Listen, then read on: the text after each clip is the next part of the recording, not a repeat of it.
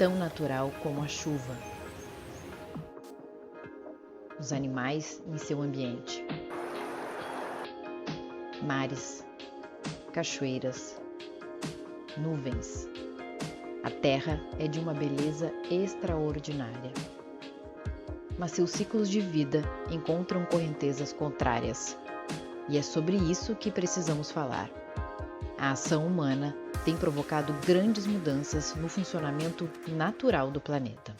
E o planeta, até certo ponto, ele tem resiliência, ele tem uma certa resiliência para lidar com essas mudanças, né?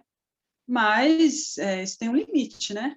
Por exemplo, em relação às mudanças climáticas, né? Então, o que a gente está fazendo quanto à atividade humana desde a Revolução Industrial?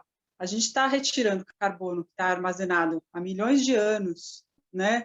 Na litosfera, em forma de petróleo, por exemplo, e a gente está jogando isso na atmosfera com consequências, então, para o clima, né? Para o aquecimento global. Quanto, por exemplo, esse processo amplo e destrutivo da nossa ação em relação ao planeta tem provocado desequilíbrios cujo resultado, talvez um pouco mais randômico, né, um pouco mais desconhecido, seja o de fazer aparecer novos patógenos, né, seja aparecer vírus como esse, que até então era desconhecido, e cujo tipo de ação nas nossas vidas ainda também é desconhecido, né? O Brasil, ele tem, infelizmente, se tornado um destaque, né? Quando a questão é desmatamento, é queimada, essa questão, no caso da falta de preservação. O planeta tem mecanismos para lidar com isso, com esse aumento do CO2 na atmosfera. Então, boa parte vai para os oceanos.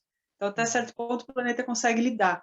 Mas isso já está ficando tá tão intenso que daqui a pouco não vai mais caber CO2 no oceano e vai ter outros impactos, né?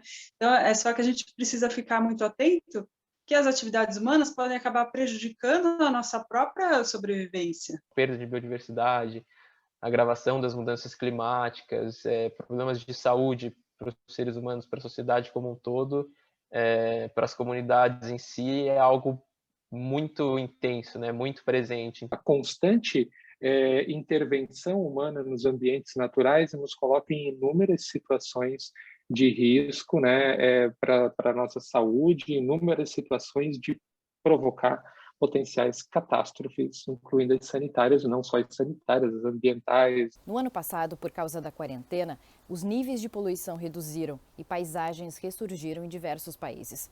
De acordo com os especialistas, entre outros fatores, a sociedade precisa repensar o consumo. Há uma estimativa de que se cada habitante da Terra comesse carne e derivados do leite, como americanos e brasileiros, seriam necessários 6 planetas extras para alimentar o mundo. E mais, todos os anos, aproximadamente 10 milhões de toneladas de plástico vazam para os oceanos. Então a gente vê que esses impactos eles estão se agravando cada vez mais, e justamente por esse modelo de consumo que a gente tem, que ele está cada vez mais extraindo recursos. Aí, por você aumentar muito essa demanda, você acaba também tendo escassez em alguns lugares, acaba tendo aumento de preços de produtos, e nisso, sem falar também na questão do ecossistema mesmo, que essa extração de recursos, você vai ter perda de biodiversidade, você vai ter emissões de gases de efeito estufa, você vai ter degradação do solo, você vai ter justamente a poluição do ar, que a gente viu, né, nessa questão da pandemia, da quarentena, poluição das águas também, e a natureza está mostrando para a gente, através dessas perdas e desses desastres, que a gente precisa realmente refletir muito mais sobre isso o quanto antes. Há camadas, por exemplo, de plástico, de resíduos que hoje estão integradas, né, ao próprio solo, há camadas de poluentes que se integraram à atmosfera, ou seja, nós temos hoje um planeta Terra transformado efetivamente pelo homem, ou seja, né, ao invés da gente falar de Holoceno, Pleistoceno, etc., como a gente se referia a outras épocas geológicas, agora a gente está falando do Antropoceno, ou seja, a época do homem, né, e não é positiva. Então, a gente precisa pensar um pouco mais a longo prazo, né? Não pensar só nos benefícios diretos, assim, imediatos das atividades econômicas, enfim. A gente precisa pensar de uma maneira mais integrada o meio ambiente, porque senão a gente vai acabar construindo um lugar para a gente viver que não é adequado para a nossa sobrevivência. É uma marca negativa, é uma grande ferida que nós estamos construindo, né?